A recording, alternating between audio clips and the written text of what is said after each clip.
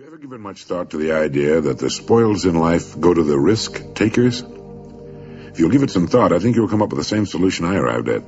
A survey indicated that 98% of the men in the country are looking for security in their work. That is, they're mainly interested in losing themselves deep in the warm, nourishing viscera of some large corporation, which is fine. I'm not knocking it.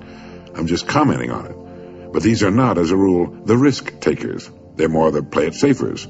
And while they can have good and successful careers all their working lives, the chances are against their hitting the big jackpot. Now, the reason I say this is because this sort of life, as a rule, does not encourage a man to do much more than he has to do, and he'll usually spend his free time, which comes to something like 72 hours a week when he's neither working nor sleeping, in pursuits not calculated to help him get ahead in the world.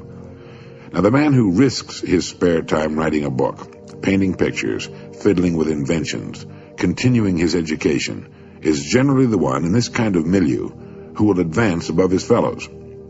But the man who risks all of his time on a goal he wants to reach, on a dream in his heart, who stakes his livelihood and the livelihood of his family upon his own brains and the proper use of his time, and tackles the world single-handed, here's the risk-taker to whom the spoils will generally accrue.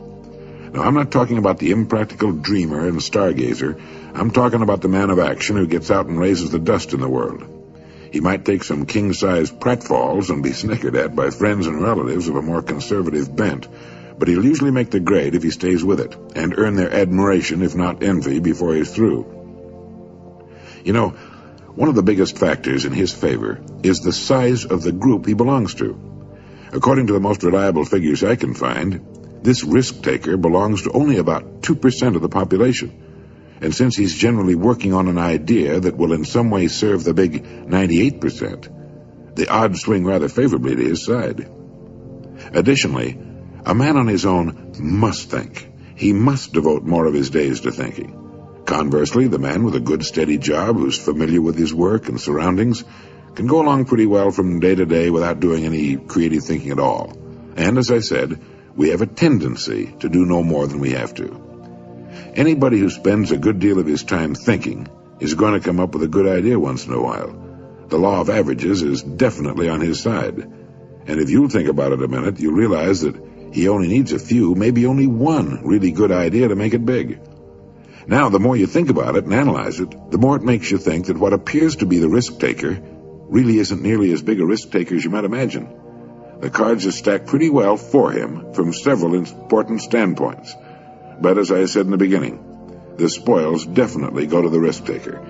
Life is full of hidden contradictions. One is that the man who thinks he's playing it safe really isn't, and the man who seems to be taking the greatest risks, considering the law of averages, is playing it safest. People who do well in the world, being creative and willing to take a calculated risk, are people who manage to overcome the fear of laughter. Anytime you attempt anything in which you risk failure, you run the risk of having people laugh at you. A college professor worked for many years on an invention. He tramped all over New England trying to interest capital in his device for making the human voice travel along a wire. The people laughed at him. It was, of course, plumb idiotic, they said, to suppose that the human voice could be carried along a wire and heard for many miles or even for a single mile. But our old friend and benefactor Alexander Graham Bell could not be laughed out of it, and every time we pick up the telephone, we salute the man who stayed on course despite the laughter. Millions of people laughing in derision could not hurt us an iota, but we stand in mortal terror of it. Men and women who can prove themselves heroes in great crises tremble before derision. It's a queer quirk of human nature we probably develop as children.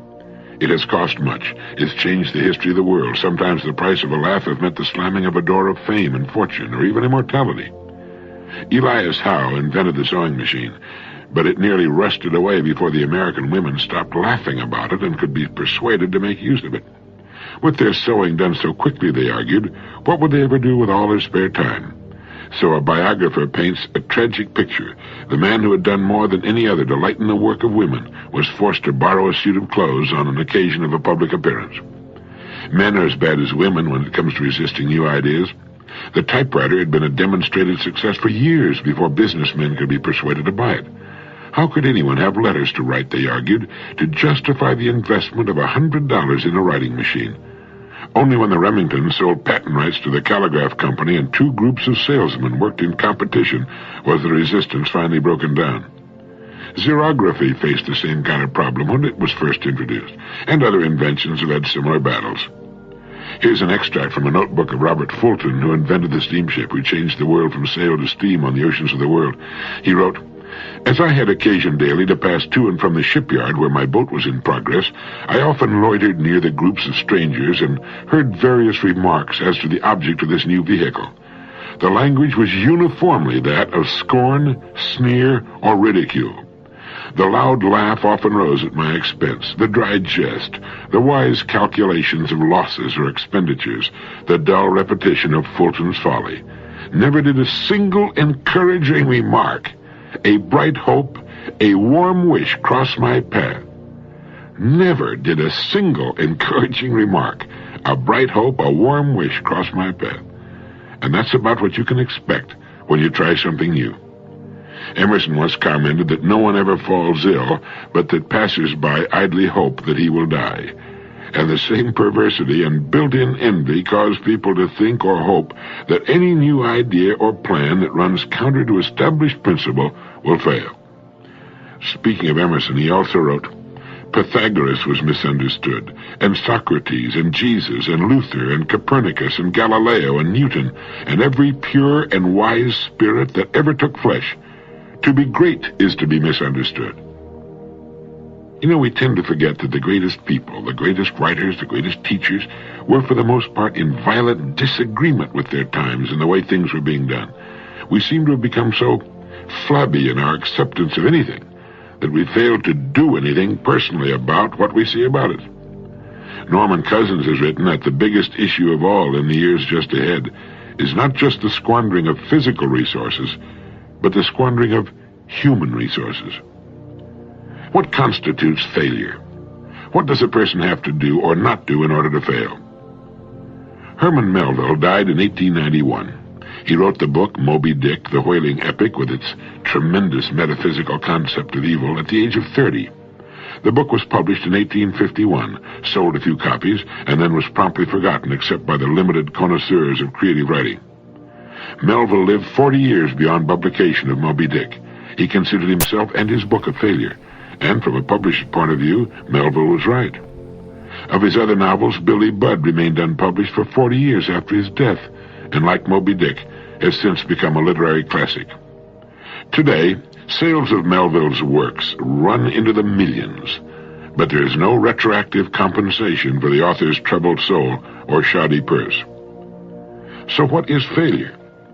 Failure does not come to a person because he is not recognized by the multitudes during his lifetime or ever. Our success or failure has nothing to do with the opinions of others. It has only to do with our own opinion of ourselves and what we're doing. The only person that can be called a failure is that person who tries to succeed at nothing. Success, as far as a person is concerned, does not lie in achievement. It lies in striving, reaching, attempting. Any person who decides upon a course of action he deems to be worthy of him and sets out to accomplish that goal is a success right then and there. Therefore, failure consists not in failing to reach our goals, but rather in not establishing them. Failure consists of not trying, and certainly Melville and all the others who were not recognized until long after their deaths were successful during their lives because of the fact that they strove all of their lives and gave to their work the best that was in them. And for every Melville that we read about, there have been millions of men and women equally successful, of whom we'll never hear. People who didn't write books or try to save the world, but who, in their own quiet way, in their own places, gave to what they had chosen the best that was in them. Melville must have known deep within himself when he finished the last page of Moby Dick that he had not failed, just as each of us knows how much of himself he's giving to what it's been given him, what he has chosen to do. People who play it too safe take the greatest risks. Did you know that? In the long haul, the intelligent risk-takers develop the greatest security. It's the wise person who learns the importance of risk-taking. During World War II, psychologist E. Paul Torrance made a study of United States aces flying in the Pacific Theater of Operations. He reported that the most salient characteristic of the ace was his risk-taking ability. Throughout his life, he had kept testing the limits of his abilities, and the life histories of these men showed that they were highly resistant to accidents, and in combat they suffered fewer casualties than pilots who were inclined to play it safe. Dr. Conant said, "Living itself is a risky business. If we spent half as much time learning how to take risks as we spend avoiding them, we wouldn't have nearly so much to fear in life." In all walks of life, the most successful people are the risk takers. Now, by that I mean they risk believing in their own ideas, striking out toward their own goals, standing up for what they believe to be right. They take the risk of being different when they believe in something. Now, this has a tendency to make the going a little tougher for a while, but they almost always wind up ahead of the game eventually. Risk-takers realize there's nothing wrong with an occasional failure. The play-it-safers seem to think a failure means the end of the world. The risk-takers are not foolhardy. Getting back to the World War II aces for a moment, it was found that these men were very fussy about their airplanes, armament, and equipment. They were painstaking in preparation, highly disciplined in following instructions and what they'd been taught. But in an encounter with the enemy, they would immediately take charge and go on the offense. The best defense is often a good offense. The best pass defense in football is to rush the quarterback. When a storm comes up, ships in the harbor head for the raging open sea unless they're protected in slips. In the harbor, they could drag their anchors and wind up on the beach or the breakwater. So what appears to be risk-taking is often the most intelligent course to follow. It leads to security, while what would appear to be the safest course of action can lead to disaster or simply nowhere. A young woman whose romance had gone on the rocks told her mother that she was never going to permit herself to fall in love again. "You only get hurt," she said. "And if you don't fall in love," her mother said, "you don't live." It's another one of those risks the successful person is willing to take. Everyone runs risks, quite sizable risks, every day of his life, risks he takes for granted or isn't even aware of. But when an unusual situation comes along that involves risk-taking, how do you decide whether or not to go ahead? When a situation comes along that involves risk and you don't know whether to go ahead or hold back, reassess your goals. What are you trying to accomplish? What are you working toward? Will taking this risk, if it works out successfully, help you toward your goals? There's nothing some people like to do better than to give advice. Unfortunately, a lot of advice that's dished out would have to be classified as useless information. If I had to pick a winner in the useless information department, it would probably be the advice that goes, look before you leap. It is a good recommendation for swimmers and jumpers, but as far as life is concerned, it's impossible to do. We can look backward. We can see the results of our past actions and learn from them, but we can't look into the future. In living, we can guess or try to predict what the future will hold, but we really can't look before we leap. As a result of this, most people simply don't leap at all. But it's a wonderful and little-known fact that for those who dare to attempt a new and seemingly difficult leap, the results are often surprisingly successful and rewarding. Now, this is something that needs some explaining and no little qualification. The leap we take should be in line with two important criteria. One, it should be towards something we want with all our heart. And two, it should be in a field in which we have a good background of experience, or at least in an area related to our past experience. Let me give you some examples. Lindbergh took the big leap when he flew nonstop across the Atlantic, the first one to ever do so. But behind him were years of flying experience, including flying the mail in all kinds of weather with virtually no navigational aids. He couldn't see into the future as far as his success or failure was concerned, with failure probably meaning his death, but he was well prepared for the leap, and it made him rich and famous. Columbus did the same thing. He wanted to do something that had never been tried before. He believed it could be done, and he was a highly skilled sailor and navigator, and he had the best ships then available for the journey. All human progress is the result of this kind of thing, and on a much smaller scale, the same principle can be applied to our lives. If there's something you want very much to do, if you know it's right, and if you're prepared to try it, the chances are excellent that you will meet with surprising success.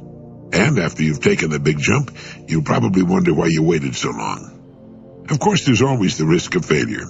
Lindbergh could have been killed. Columbus's little fleet could have met with disaster. Einstein might have been wrong. Washington might have been defeated and hanged along with all the signers of the Declaration of Independence by the British. But the fact is, they were not. It brings to mind again the great lines spoken by Thucydides in his funeral speech for Pericles.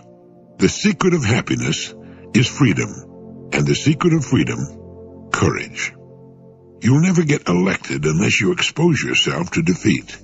You'll never make it to second base if you try to keep one foot on first. You'll never achieve the dream in your heart unless you take the big jump and are willing to risk everything, even failure, on the attempt. If it's what's right for you and you've prepared yourself as best you can for the attempt, the chances are excellent that you'll meet with success. As Lincoln put it, let us have faith that right makes might, and in that faith, let us to the end dare to do our duty as we understand it. No, you can't look before you leap, but you can leap. Dr. Joyce Brothers has some good advice for the fearful. She points out that everyone is familiar with fear. Normal fear protects us and provides a warning signal indicating the presence of danger. A totally fearless person is probably not too intelligent and can look forward to a very short life. But when fear is inappropriate, it can stand in the way of progress and success. It can destroy love, create failure on the job, and interfere with our ability to relate well to others. Innovation and creativity involve risk, Dr. Brothers goes on to say. The person who's afraid to take chances, who's afraid of failure, is standing in the way of his progress. In fact, an emotionally healthy person needs challenge in life. Studies show that people who are cautious in the extreme, who are afraid to take risks even when the odds are in their favor, tend to be afraid of life itself, which of course is also a gamble. Such persons are not likely to succeed in business or anything else. So Dr. Brothers suggests that such people practice failure. How liberating it would be for the average person to be able to walk into a room, trip over a wastebasket, have all the people in the office laugh, and then be able to laugh with them. In fact, Dr. Brothers suggests that fearful people deliberately do such things to discover that an occasional failure is no disgrace, but rather a perfectly normal part of living. I remember when I was just starting out in radio, I managed to get the part of Sky King, the lead in the famous children's radio program of that name, and I'd often be asked to make public appearances for school children. One day I flew up to Michigan to greet and sign autographs for several hundred children allowed out of school for the event. I flew there in a small two-seater airplane. I was dressed in my cowboy costume, from the hat to the cowboy boots, gun belt, the works. As I was trying to climb out of the airplane cockpit in my unaccustomed costume, while the hundreds of children watched and waited nearby, I caught my heel on the cockpit coaming and fell full length on the wing. Then I did a slow roll off the trailing edge of the wing to the ground. My guns fell out, my hat rolled away, and a death-like silence fell on the children. There was their hero, sprawled on the grass. He couldn't even get out of an airplane. Well, I picked up my guns, put my hat back on, and with a sheepish grin from ear to ear walked to the waiting children. We all had a good laugh about it, and I signed the autographs, and all went surprisingly well. And as I flew back to Chicago, I thought about how often children fall, and that they could easily empathize with me. Don't lose your sense of humor, and remember that even though they may laugh, people are kinder and more forgiving than we generally give them credit for being. Risks and pratfalls are a part of life. So is an occasional failure in other ways.